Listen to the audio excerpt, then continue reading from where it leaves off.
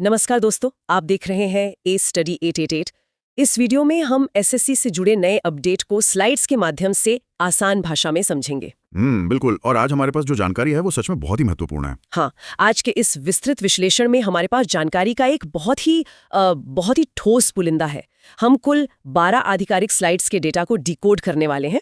इसमें एसएससी परीक्षाओं के नए वेंडर, बदलती हुई व्यवस्था और खासकर एसएससी जीडी 2026 परीक्षा पर पढ़ने वाले सीधे प्रभाव की जानकारी छिपी है। और हमारा मुख्य उद्देश्य भी यही है कि जो छात्र दिन रात एक करके सरकारी नौकरी की तैयारी में जुटे हैं ना, उन तक बिना किसी शोर शराबे के एकदम सटीक जानकारी पहुंचे। बिल्कुल।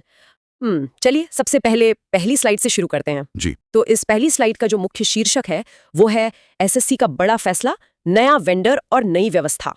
इसमें विशेष रूप से ये सवाल उठाया गया है कि इन बड़े बदलावों का एसएससी जीडी 2026 की परीक्षा पर क्या असर होगा। देखिए, जब भी किसी इतने बड़े परीक्षा आयोग के अंदर मतलब कोई भी हलचल होती है तो इंटरनेट पर अफवाहों का बाजार बहुत तेजी से गर्म हो जाता है। हाँ, वो तो है।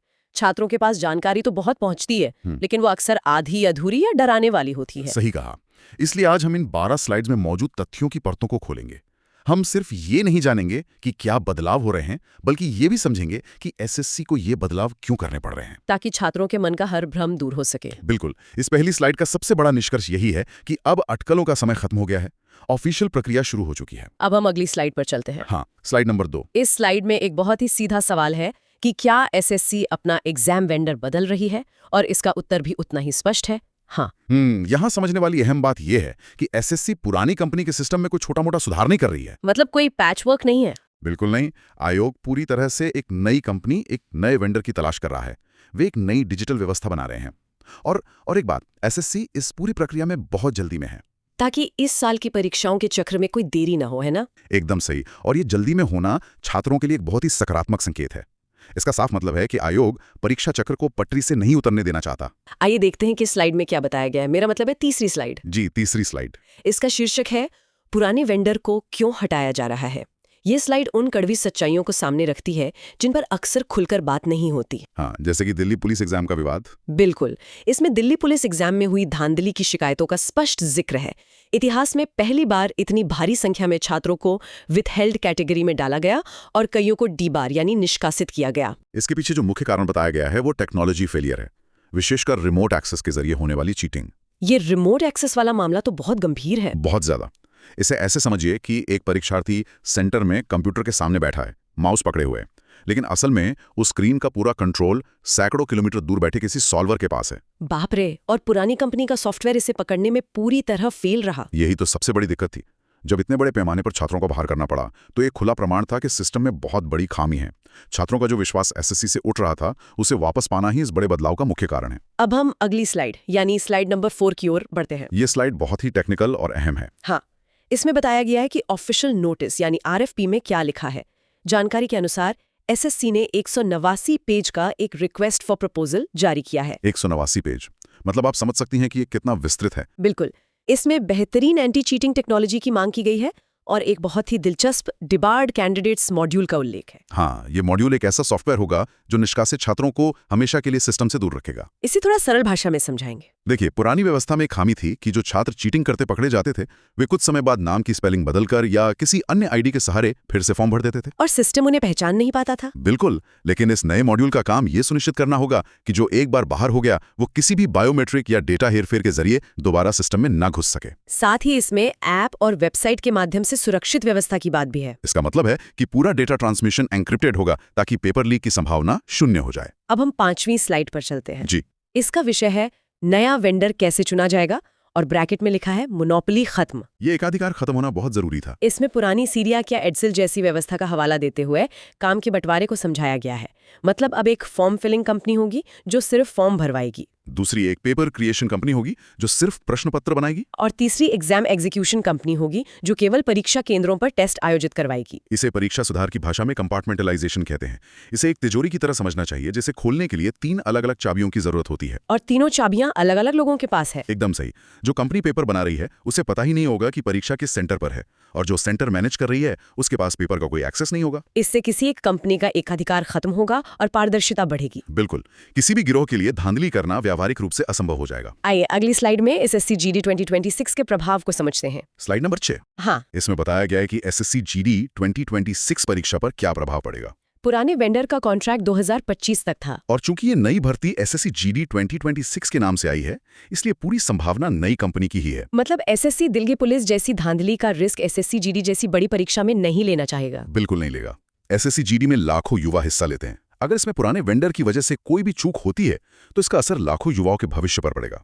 तो ये छात्रों के लिए एक बहुत बड़ा और सुरक्षित कदम है। हाँ, उन्हें अब ये विश्वास होगा कि उनका मुकाबला सिर्फ अन्य छात्रों की मेहनत से है, किसी के अनुचित साधनों से नहीं। अब हम टाइमलाइन से जुड़ी अगली स्लाइड पर चलते हैं। Slide number 7। इसमें संभावित एग्जाम डेट्स और नई टाइमलाइन बताई गई है। जी, मार्च अप्रैल में वेंडर फाइनल करने का लक्ष्य है।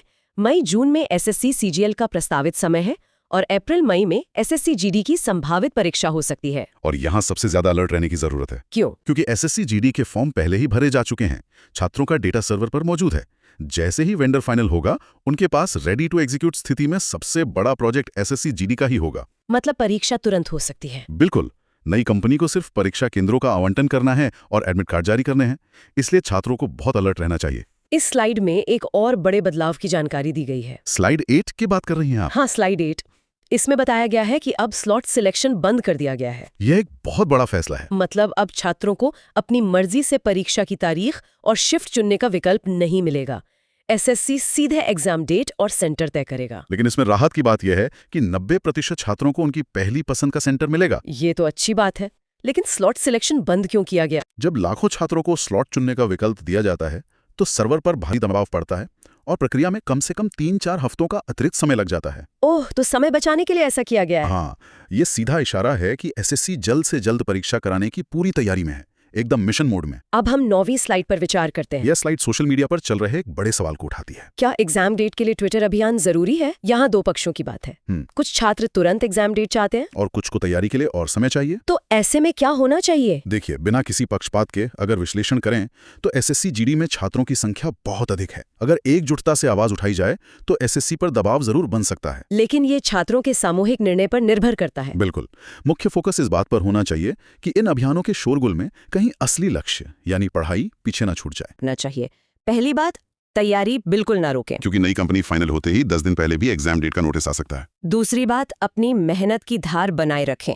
और तीसरी बात, ये जो देरी हो रही है ये असल में ईमानदार छात्रों के फायदे के लिए है। यही इसका बड़ा नजरिया या बिगर पिक्चर है। जब तक सामने कोई निश्चित तारीख नहीं होती हम थोड़ा रिलैक्स हो जाते हैं। ये तो इंसानी फितरत है। लेकिन जो छात्र इस अनिश्चितता में भी रोज पढ़ाई कर रहे हैं वही सफल होंगे। और ये देरी एक ऐसा मजबूत सिस्टम बनाने के लिए ताकि सिर्फ सही उम्मीदवारों का ही चयन हो। तैयारी को मजबूत करने के लिए इस स्लाइड में कुछ उपाय बताए गए हैं। स्लाइड 11 में है ना? जी, अपनी तैयारी को कैसे मजबूत रखें, इसमें फ्री मिनी मॉक्स और पेड मिनी मॉक्स की जानकारी दी गई है, जैसे सिलेक्शन बूस्टर और बूस्टर GS। ये प्रैक्टिस के लिए बहुत जरूरी है। इस अनिश्चितता के दौर में रेगुलर प्रैक्टिस और मॉक टेस्ट देना सबसे बेहतरीन रणनीति है। ये मिनी मॉक्स दिमाग को एग्जाम मोड में सक्रिय रखते हैं और टाइम मैनेजमेंट भी सिखाते हैं। बिल्कुल। रोज तय समय में टेस्ट देने से जो दबाव झेलने की आदत बनती है वो नए सिस्टम में बहुत काम आएगी। अब हम आज की अंतिम स्लाइड पर आते हैं। स्लाइड 12, निष्कर्ष। घबराएं नहीं, डटे रहें। इसमें साफ कहा गया है कि मार्च अंत तक वेंडर और एग्जाम डेट की स्थिति पूरी तरह साफ हो जाएगी। अगर हम पूरी चर्चा का सार निकालें तो कोई भी बड़ा बदलाव शुरुआत में डरावना लगता है, लेकिन लंबे समय में वो व्यवस्था को निष्पक्ष बनाता है। तो छात्रों के लिए यही संदेश है कि अपना पूरा फोकस केवल पढ़ाई पर रखें, सफलता जरूर मिलेगी। एकदम। SSC का ये कदम ईमानदार छात्रों को बचाने के लिए ही है। आज का ये विश्लेषण निश्चित रूप से उन सभी सवालों के जवाब दे चुका है जो छात्रों के मन में थे। अपनी बात को विराम देने से पहले मैं सभी श्रोताओं के लिए एक विचारणीय प्रश्न छोड़ना चाहूंगा। जी बिल्कुल। जरा सोचिए, जब ये नई एंटी चीटिंग टेक्नोलॉजी पूरी तरह से लागू हो जाएगी तो क्या ये भारत में होने वाली सभी सरकारी परीक्षाओं के लिए एक नया गोल्ड स्टैंडर्ड बन सकती है? उम्मीद है ये जानकारी आपके लिए उपयोगी रही होगी। ऐसे ही लेटेस्ट अपडेट और एग्जाम से जुड़ी जानकारी के लिए चैनल A Study 888 को जरूर फॉलो करें।